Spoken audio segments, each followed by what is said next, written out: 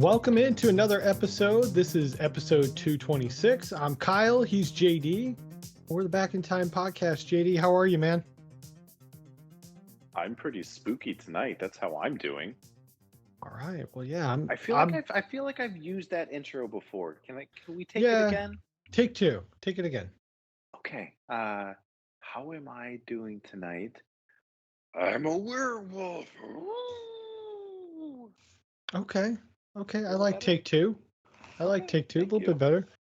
Man, I'm excited. You know, we've covered 4 different Halloween movies already in our archives, and today's going to be the 5th. But before we dive into episode 226, Halloween 5, The Revenge of Michael Myers, let's be kind and rewind for a moment, JD. Take us back to episode 223, actually 224, and fill our audience in on what they missed with the October preview episode, and then I'll fill them in on the results of the poll topic. There we go. So if you did not listen to our October preview episode, audience, if you're new or a longtime listener, we like to break down the month with possibilities of what we will talk about, some fun stories and some fun facts, and we threw a poll topic out there for you all to decide which movie we will talk about in the month of October as our main episode. And baton, Kyle, there you go. Well, the poll topic went up. It ended on Tuesday, October 12th, so we've had a few days to digest. And a come from behind victory for The Faculty as our movie of the month for October. I mean, technically, we're going to have 2 movies because we're doing one today, but that is what we will close the month with. So, JD, how are we feeling about The Faculty pulling it out? It was a nail biter for a while. Disturbing Behavior, I thought was a come from behind front runner for sure. Yeah. I knew it would be a front runner, but the fact that it jumped out to the lead so quickly showed so much love for that film. But The Faculty, just, you can't put that one to bed without a discussion, and that's what you audience chose us to talk about and bring on the Josh Hartnett. I think this will be our first Josh Hartnett movie. I think that's fair to say. I don't think we've covered anything Hartnett up to this point. So yeah, I'm looking forward to it. That'll be coming up here in just a short while on the podcast. So we'll do a traditional teaser trailer and all that stuff for The Faculty. It'll get the full movie retrospective as we normally do them. Today's going to be a little bit different, kind of unusual for us, JD. We've done very few movie retrospectives without a teaser trailer, so I thought we could just do maybe like a little mix and make sure everybody's happy with this episode. So why don't we start with first memory of watching Halloween 5, man? What do you recall? Oh, geez. This was definitely a post-college movie for me. I have it on my DVD shelf coupled with Halloween 4, and pop that bad boy in, and I don't know. I don't want to give too much away because this movie was a little bit polarizing to a lot of audience members, Right. which I think a lot of the later franchise is. But I mean, there's a lot of love to be had that I remember being applauding in watching Michael Myers. So it's the Revenge of Michael Myers or the Return? The Revenge. And I mean, it's the Revenge. Yeah, what's kind of interesting about this is it's billed as The Revenge of Michael Myers. The DVD says Revenge of Michael Myers, but when you turn the movie on, it's just Halloween 5. That's what the credits say. I did not notice that. That's funny. Yeah. So a little tidbit as you're watching this, maybe if you've got your own DVD copy at home, be on the lookout for that. Now, let's talk a little bit about my memories. So mine are kind of similar to you, but mine are actually during college. So if you remember, we had a pretty nice family video down in old Bourbonnais, Illinois, and that was one of the movies that I kept seeing on the shelf, and I was like, man, I've been meaning to watch 4, 5, and 6 because they're kind of like the elusive ones, I think, at least for a while. I mean, 3 as well, for sure. Mhm. But I mean, 1 and 2 I had watched on like repeat, like to nauseum. And now we get into, 4, 5, and 6. I'm like, okay, well, what are these movies? Are they any good? They definitely look a little bit different than the originals. And then I had bought Halloween 3 and never gave it the time of day up until we covered it a couple years ago.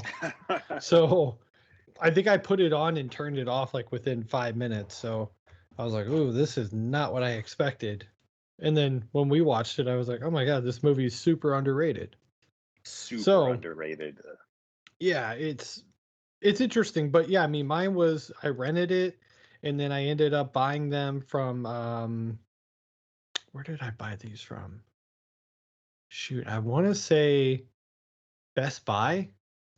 Best Buy used to have a pretty good collection of horror movies. I It don't know that did. they still do, but I at don't know one that point anybody does. yeah, it's kind of sad, isn't it? Yeah. Um, so that's kind of my first memories. Watched it, then bought it. I might have watched 4 first and just went and bought 5 and 6. I don't even remember how that process went for me, but um, let's talk a little bit about the box office numbers though. So we Sure. normally do this on teaser trailer, and Halloween notoriously does pretty well at the box office. I think anything with the name Halloween, you can pretty much guarantee is going to make a little bit of money. JD, what do you think? I mean, I know we're going to talk about this on another episode. How do you think the new movie is going to do? It's opening up tonight as we talk. Um, I think people are thirsty. I think people are Sure. ready. I personally thought the trailer looked like crap. Interesting. I do not Um, share that sentiment, but that's all right. just visually, it just the CGI, the fire, the flames, Okay. the pacing, everything about it to me, I just groaned and rolled my eyes. And I was like, really? Can Hmm. we get something worthwhile out of this franchise? Which I think Rob Zombie did an excellent job of reviving. Yeah. Because Yeah. my love for both of our loves for Rob Zombie, but And Phantom Dark Dave. yeah, I loved Halloween and H2 that he did. I have not seen the Danny McBride's most recent endeavor, so I got to watch that and then get into Yeah. Halloween Kills. I will watch it. I do think it'll do decent. People are hungry for horror content. It's the spook month. I mean, Okay. it's gotta do well. What's the chance you're watching it this weekend? Because I have plans to see it on Sunday.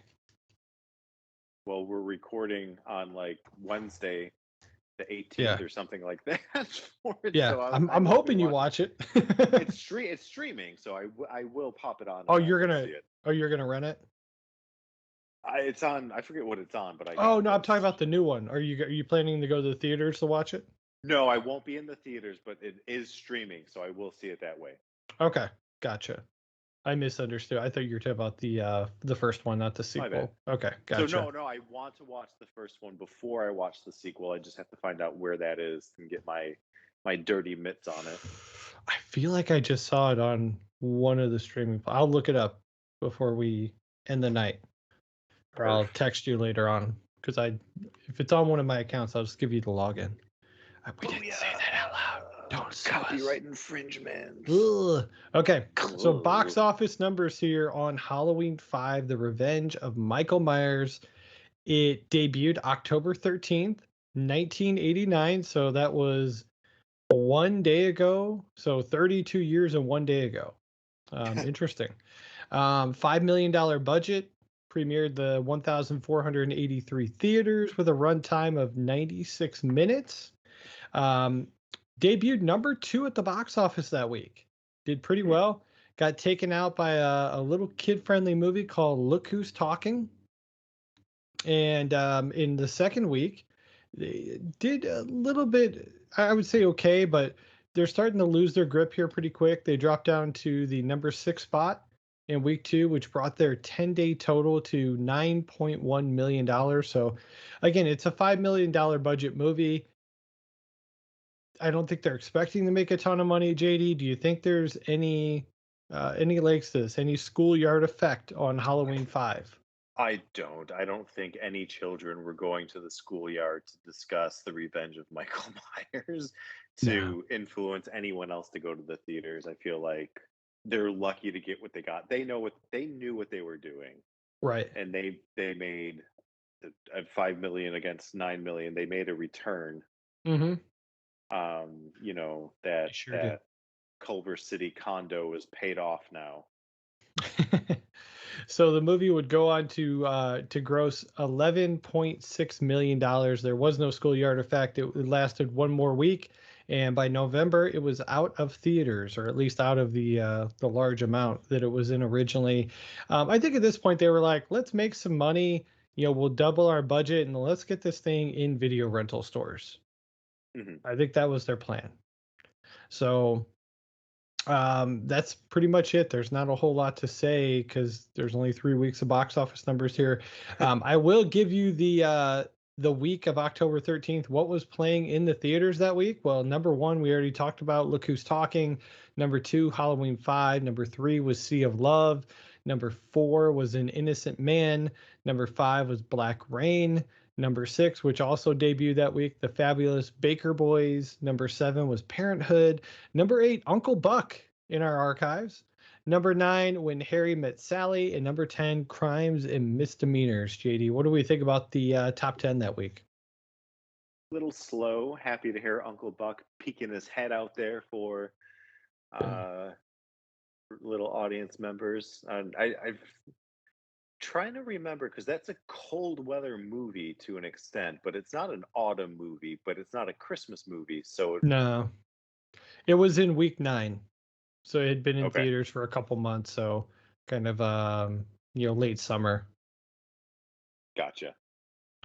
But yeah, I think that, I mean, there's no like major killers at the box office that week. No pun intended, the Michael Myers, but not a ton of competition. I'm a little bit surprised it didn't do better, but maybe that was some leftover bad taste in their mouth from Halloween 4. I don't Hmm. know.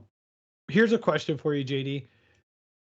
So we're only going to base this off of 2 through 5. We know the original did amazing. It was great. It is what it is. Even the second one. Um, which Halloween sequel, 2 through 5, do you think pulled in the most cash at the box office? I feel like that's a trick question. Mm-hmm.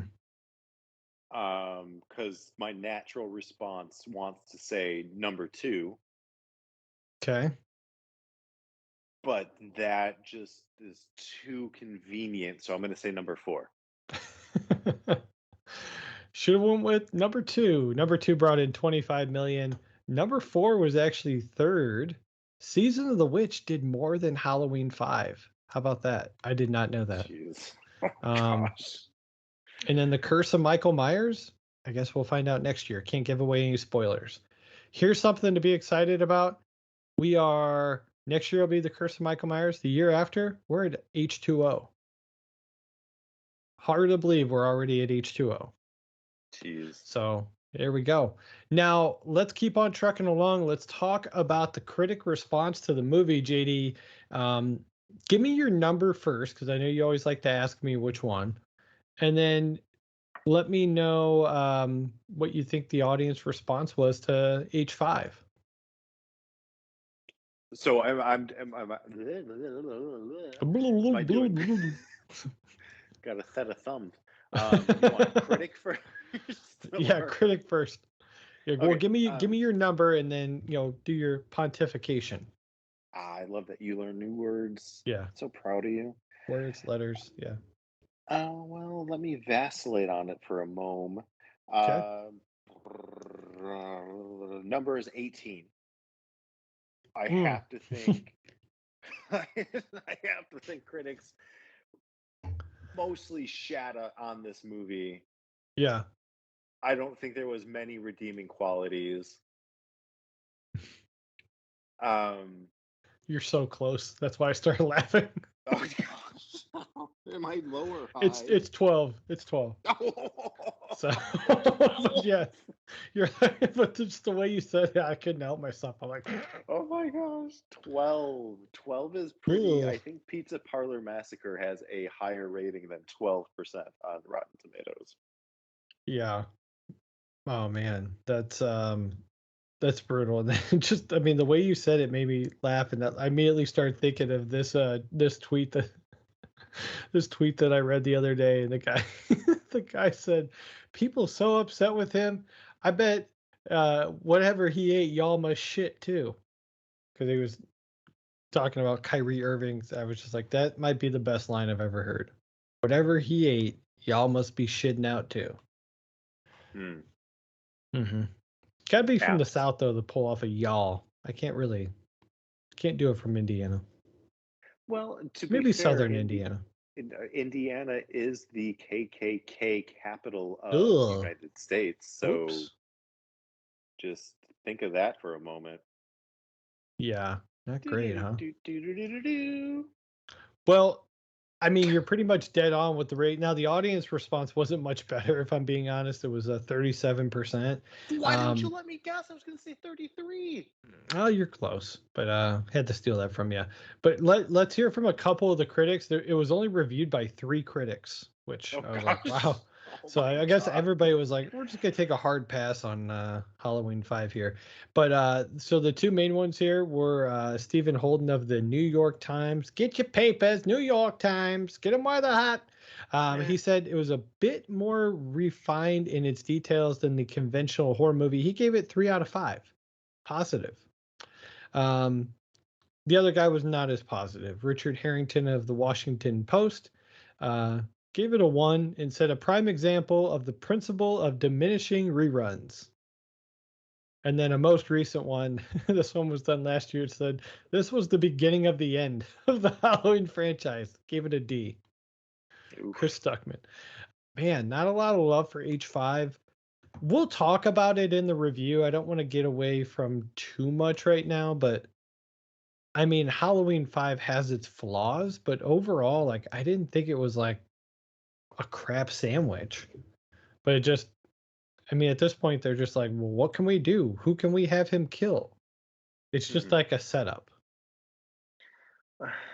Well, let's wait till we Yeah. talk about in the full retrospective before Okay. we Fair divulge enough. any details, because there's an elephant in the room, Right.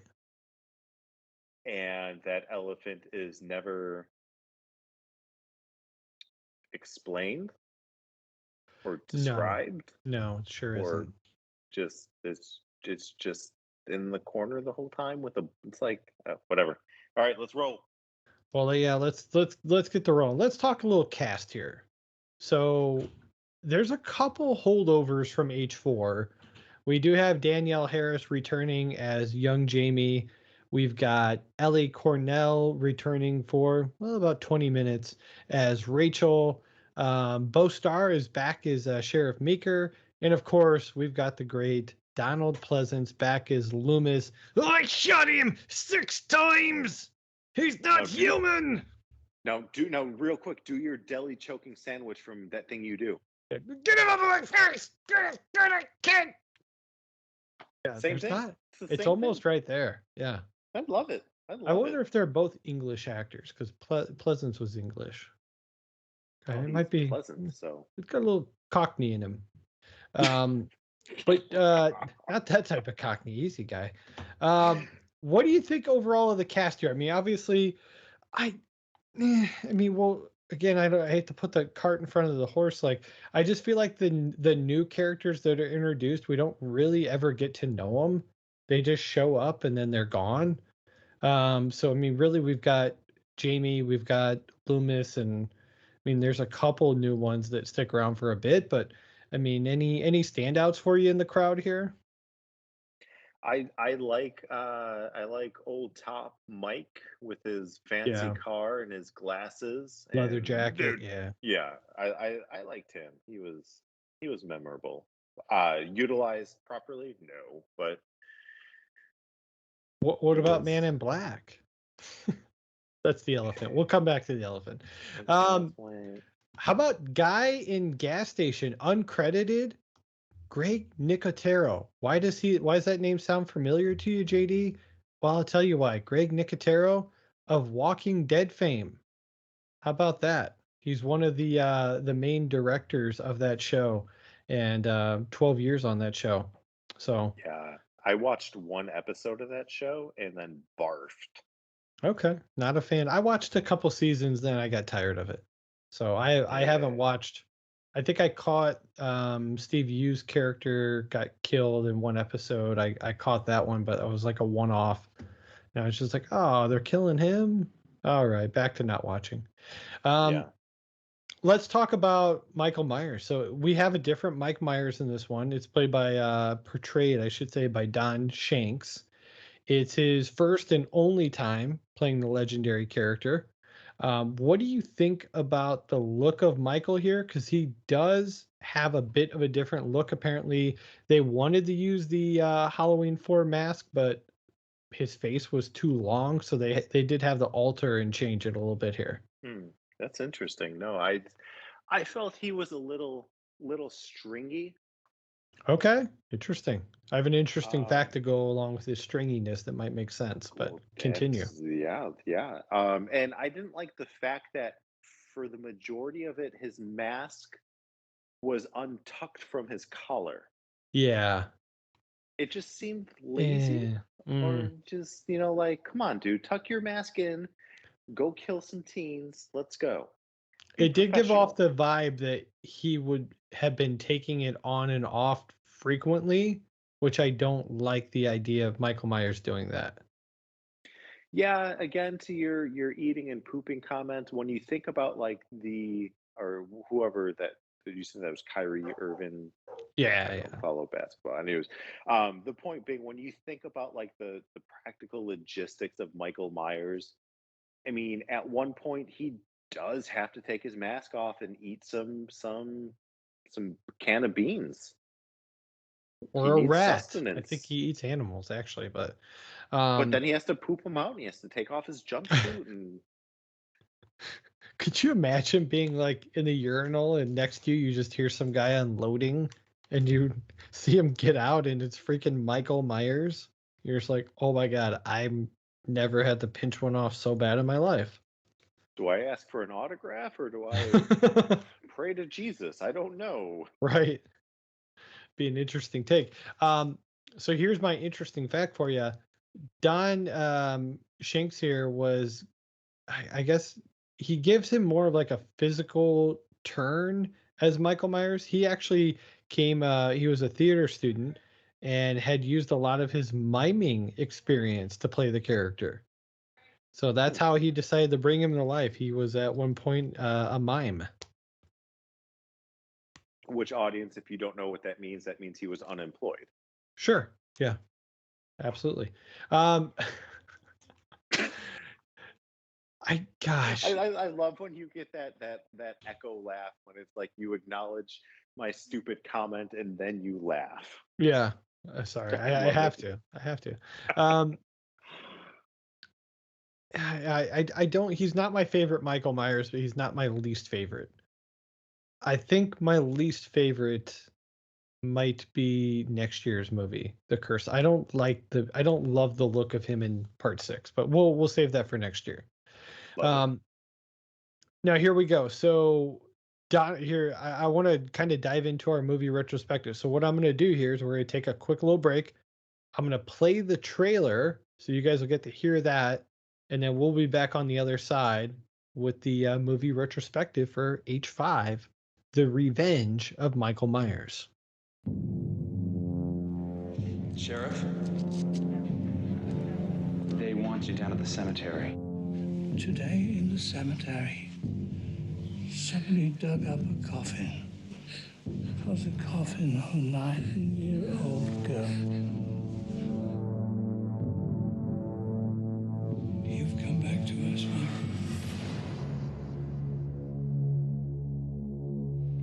When are they going to realize that she is not him? She's just a child. They know that Michael Myers is her uncle, and that she attacks her stepmother. That's why they fear her, especially on Halloween. You're afraid. You're afraid the whole thing might start to happen again. How many people did he kill last year? Have you forgotten? But you never looked into his face, did you? You never saw his eyes. You never saw that nothing, no expression, blank. Huh? My memory goes back 12 years. I prayed that he would burn in hell, but in my heart, I knew that hell would not have him. Michael Myers is outside. The National Guard will take him to a maximum security facility, where he'll stay till the day he dies. Never die.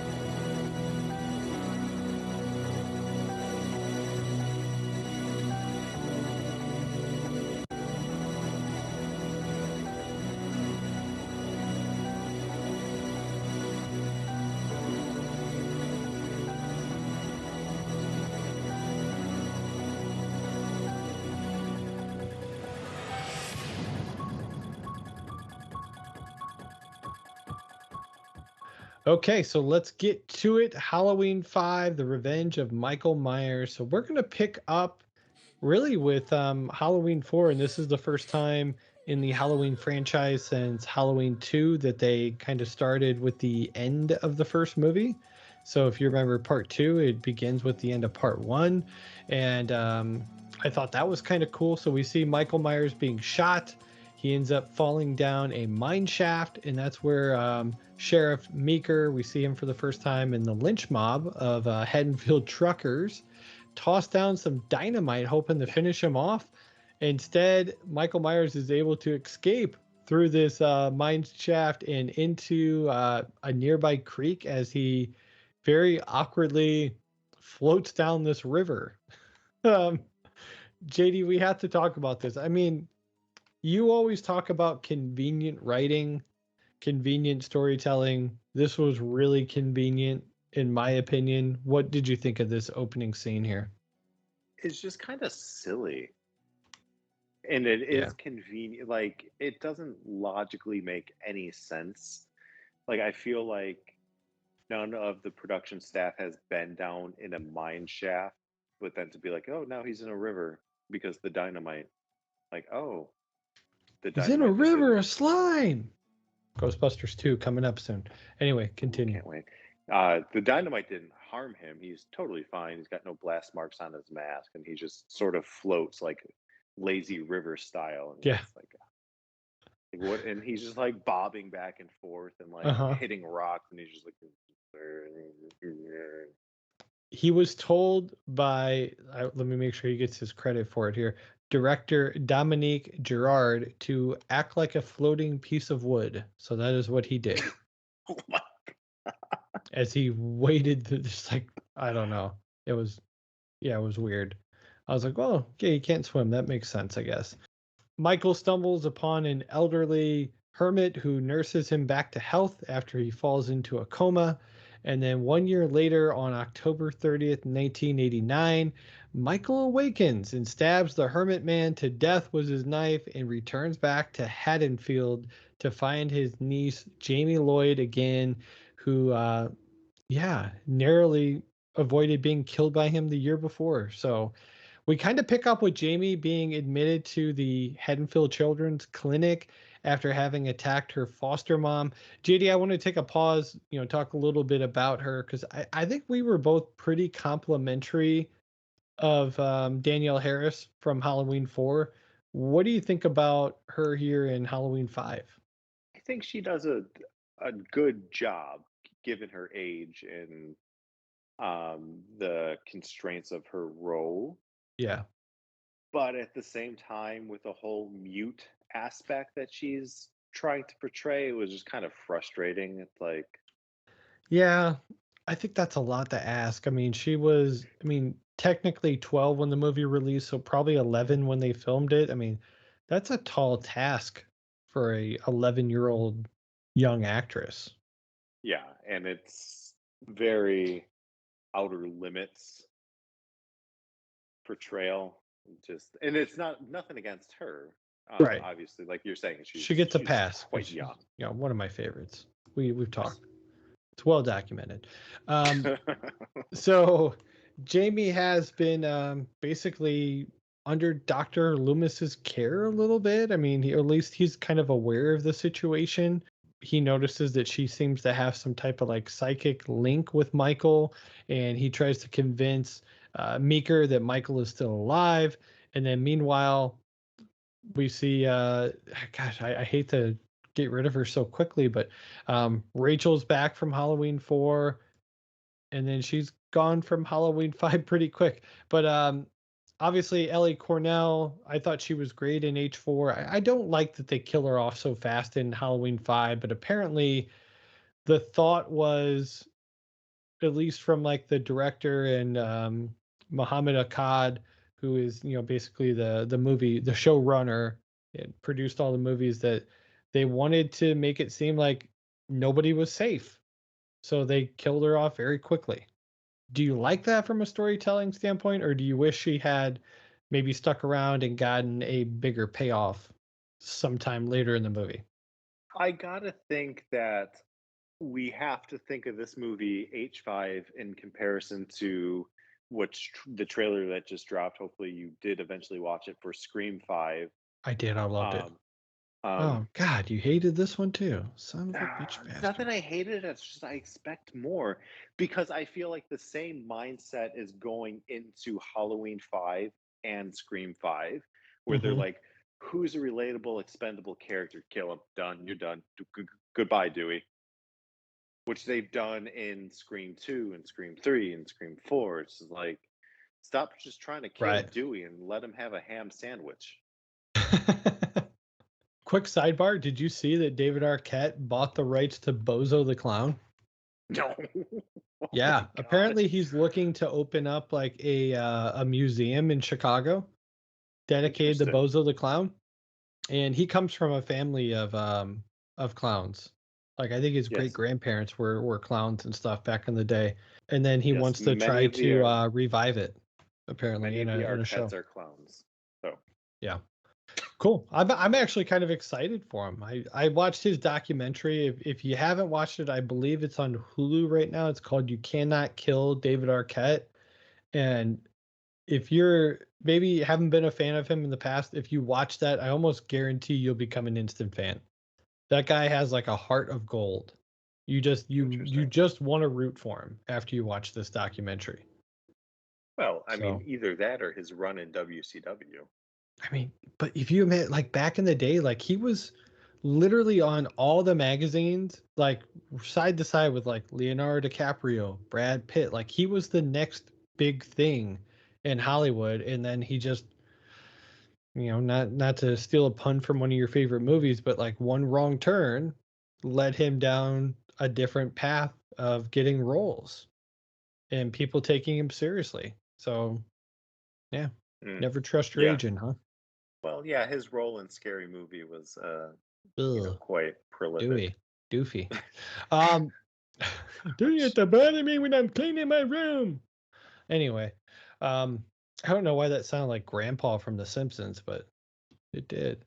Now Also, let's that was also your Deli voice and your Loomis voice. I'm right. noticing a pattern. I just take one. I have one voice, but I give it to like 5 people. Yeah, that'll happen. Tommy, what wingy? Sounds exactly like my Adam Sandler. Anyway, let's keep chugging along here. Now, we're gonna see Michael, and I hate this. I hate to keep coming back to it, but he kills Rachel. There's not really a huge payoff here. He just like gets her from behind, and that's all she wrote. And then Michael also kills Tina's boyfriend Mike, and then he poses him by wearing a mask that Tina had given to him earlier. And then later that night, Tina and her friends Sam and Spitz are at a Halloween party at the farm.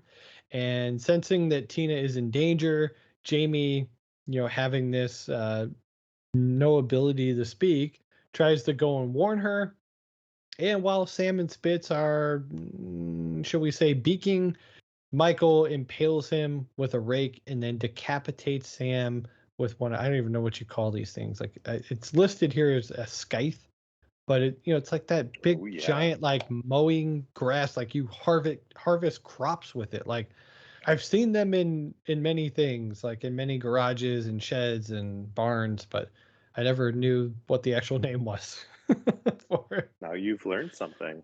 There we go. And I may not be pronouncing it right, but anyway, we've got several death scenes back to back to back. JD, what'd you think about them?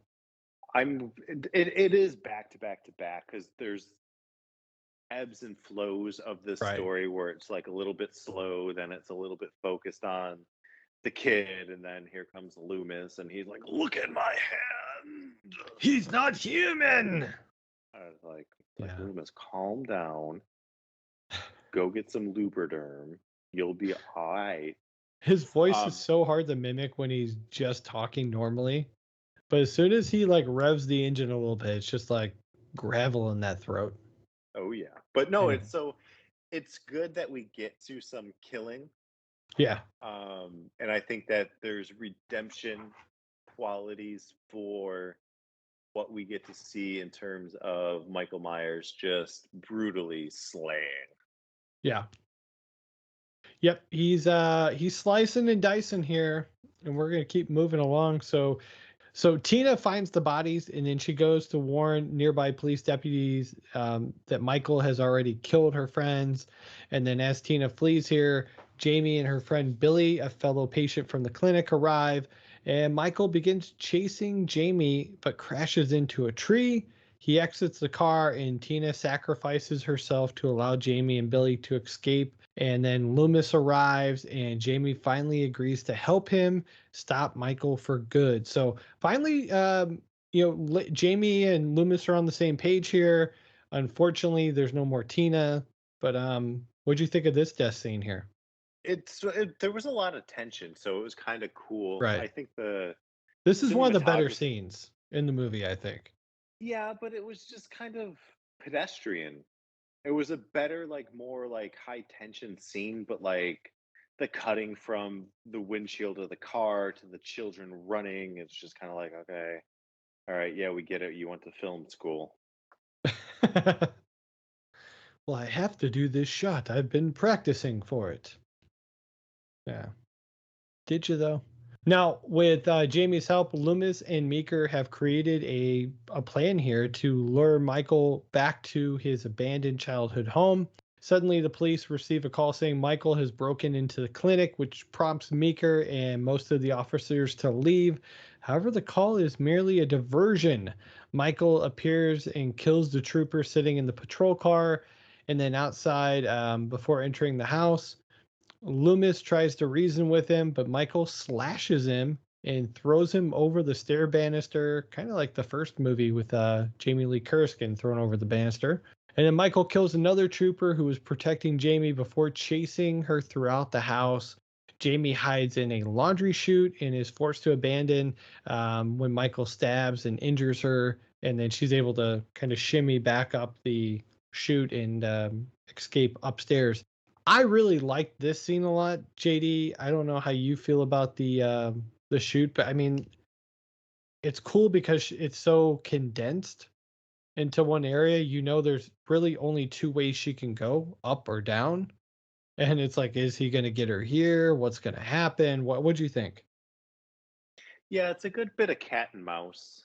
I Right. think that from a production standpoint, from a writing standpoint, they did kind of a great job of establishing the area that they're in. Like you're saying that you've got two directions to go, one of which results in death. Yep. You need to move away from It's like falling into a wood chipper. Like, you're dead if you fall down that chute. Yeah, and it's very simple. And I think that's what a lot of horror movies overinflate. They try to make it much bigger than it needs to be, when Right. at the end of the day, it all comes down to that flight or fight reflex. And Yep. it's very cerebral. I don't know if you can hear that, but there's coyotes just going crazy in the distance right now. No, I can't hear it at all. Okay, well, good. I don't have Oh, to stay cool. on mute. All right. Go Coyotes, go. Yeah, but no, I this is one of my. I know I said the car scene outside was one of the favorite. This might be my favorite scene of the movie. To be Nice. honest, I really like the parachute, not the parachute, the laundry chute. She probably needed a parachute after getting stabbed, though. It would have been easier to get off the top of the house. Now, Michael finds Jamie eventually, though, in the attic, and he attempts to kill her, but he stops when Jamie addresses him as Uncle, and he removes his mask. Unfortunately, we don't really get to see much here, JD. I mean, there is a little bit of an outline, and then when he kind of backs away, there is a shot of his face here, and it's like the Holy Grail. Like, we saw Michael's face. I mean, how were you feeling about that? Yeah, I don't know. It's one of those long built up mysteries Yeah. that when you do get some confirmation, it's like when Rey Mysterio Rey Mysterio Sr. When he takes his mask off for the first time in WWE, and you're just like, oh, go ahead and put that back on. Hey, Ray's a good-looking guy. I know, but put that mask on, you ugly fart. They're not calling him ugly. Apparently, Kyle likes Latin men. Whoa, easy now. Well, Enrique Iglesias posters on your wall. That's true. What? Okay, continue. It takes, when you remove that block between the mystery of what is and what can be, and they don't fully show their hand. No. But at the same time, they kind of tease it.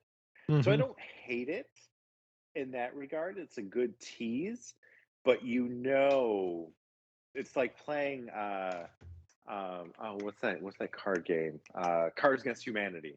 When you've got your trump card and you're waiting the whole time to play it, and you finally throw it down, and everyone's like, boom, and then you're just like, just did that. Like, they knew what they were doing, and they were waiting for that opportunity to take the mask off and be like,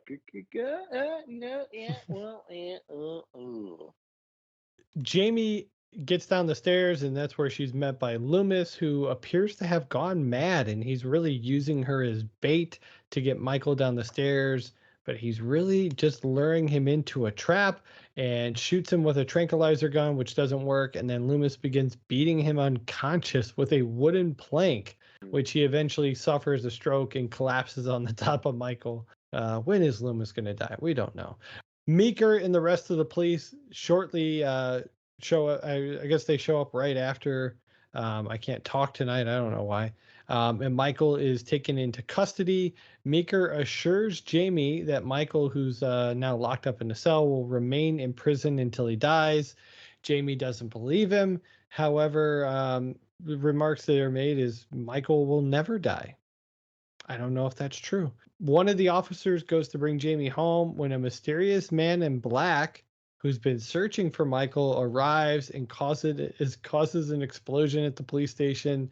I mean, this guy, JD, is just like, I don't even know how to describe him. He's like, say hello to my little friend. I mean, he just starts firing on these officers. What did you think of this? It's, I don't know. Like, I appreciate what they're setting up. Yeah. To a small extent. Do I think that they nailed the delivery? No. Mm-hmm. No. Because I think, strange. I mean, we see his shoes coming off the bus at one point, and then we see like his hat crossing the street at another scene. And then we see a similar tattoo on his hand and Michael Myers' hand.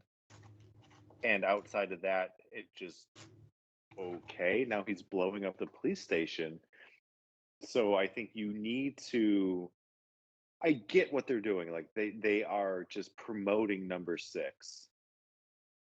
But why not focus on number 5? I don't know.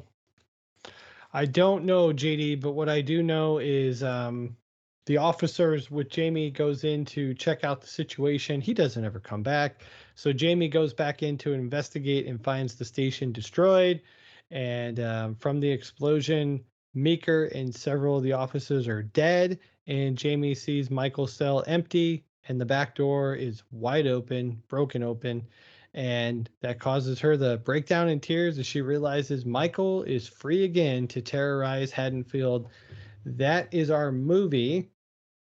What do we think about the ending here? Again, I think I understand what they're doing to set up the next one, Right. but if they put their time and effort into establishing this one, I think that this would have been a better movie. Because, I mean, what, it's like 94 minutes long.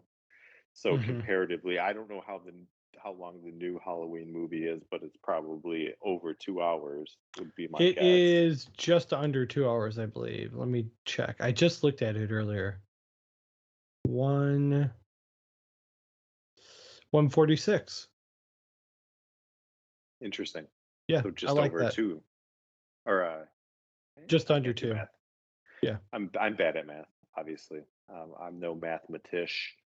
My point being, the modern movies, if you look at what like Marvel movies do, where they essentially have 3 movies jammed into one, I feel like you could have done a back to back with 5 and 6 with the way that they were trying to accomplish the storyline of a larger arc. Right. And I'm not saying that either 5 or 6 is good, Okay. but they had something in mind, and the short runtime of this, I think, sort of hurts itself in the long run. It does. And I mean, let's kind of we'll put a bow on age 5 here. I think we both have kind of talked about it enough here. Body count was 15, just so you for those keeping track at home. Lots of kill scenes in here. But let's give it a nostalgia rating, JD, 1 out of 10. How has Halloween 5, The Revenge of Michael Myers, held up in your opinion? It's a little difficult because I didn't see it. I was 4 years old when it came out, 3 years Yeah.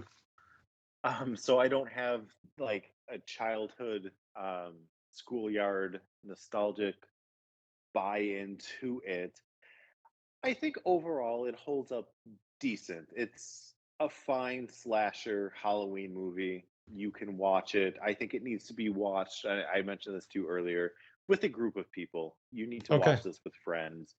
Watching it alone, it's easy to just drone off onto your phone and not pay really any attention to what the hell's going on because it's slow and then fast and then slow and then fast. It's like, lady, come on. You get it. Yeah. Yeah. No, I get it. So what's your total number? For positive nostalgia, Yeah. 5. 5. Okay. I was gonna give it a 6. So we're kind of on the same wavelength there. What are we looking forward to most in Halloween 6? The Curse of Michael Myers, which they did give it a little time to marinate. I think they were probably disappointed with the returns on Halloween 5, so they waited 6 years to put out The Curse of Michael Myers. And kind of the tagline for the movie is "Terror never rest in peace." And it kind of, and Loomis is back. We get some Paul Rudd in this movie. Hmm. Early Paul Rudd. We're talking, right around the time Clueless came out, so a couple of years earlier. What are you looking forward to when we get into The Curse of Michael Myers next year? It obviously Puddle of Rudd is a big to do. Yeah, I'm kind of most excited because I can't put my finger on ever watching this movie. interesting. I think I've watched it one time. So I know I've seen clips because I can picture Paul Rudd in like a sweater in like a dark hallway making his Paul Rudd face. But if I'm not mistaken, this is close to Donald Pleasant's one of his last films It's got to be. It's because got he to be. Yeah, died in '95. yeah, he does. So I'm just checking out his filmography real quick. Yep, third to last movie. Safe Haven came out that year, and then he filmed a movie that didn't come out until '97 called Fatal Frames. So I mean, there's a lot in terms of nostalgia to see Donald Pleasant's reprising his role as Loomis, Yeah. and the arc that they do give him, because he is going a little bit crazy. He has he can't be killed the No. same way Michael Myers can't be killed. And then, spoiler alert, obviously, Earth takes a toll on Loomis, and yeah, spoiler alert. I think this is a good episode, man. I'm always excited to talk a little Halloween. Next week we're going to be back with the review, a bit of a round table. I believe we've got at least the Angry Dad coming on, maybe a couple others I'm working on now. See who else we can get on the episode. But the Angry Dad's going to bring the thunder, so we'll be breaking down Halloween Kills, and he'll be saying that a lot too. Oh yeah, oh yeah. Thank you guys for listening. Make sure you hit that subscribe button on the podcast. If you're listening on YouTube, turn on that bell notification, subscribe, leave us a comment below. Let us know what you want to hear in November. Actually, we've got November pretty well planned out. Let us know what you want to hear in December. Pick a Christmas movie. Pick one, pick anyone, pick Jingle All the Way. JD, thanks for coming on, man. I love doing this podcast with you. I'm sad that we don't get to do it as much as we used to. Become more like once a week or once every couple weeks for us, but October's like the best month for the show. So I'm excited about our feedback with H5 here. Yeah, no, audience, do obviously, if you're listening to me right now, you're listening to the podcast, so do give us a share, like, or hate. I mean, something that we haven't echoed in a while. If you dislike what we're saying, that's totally fine. Tweet out your contrasting view, and let's have a roundtable discussion about why either you loved H5 or why you hated it more than we did. I didn't hate it. It just was very like going to McDonald's. You know what you're getting yourself into. Sometimes you do, sometimes you don't. That's kind of the roll the dice with McDonald's. But JD, again, I look forward to our next episode with Halloween Kills review, and then we're going to end the month with The Faculty, which I think is going to be a really fun episode. I love that movie, so we'll be tackling that one. And then November is basically Ghostbusters month, so we got some fun stuff coming up, Ghostbusters related. The new movie's out, reviews are out. I'm really staying away from them, but from the little I've seen, the reviews have been super positive. So I'm excited that we're going to dive into that. But thanks again for listening, guys. We'll see you next week right here on the podcast. See ya. Blue Bass. That's all I got.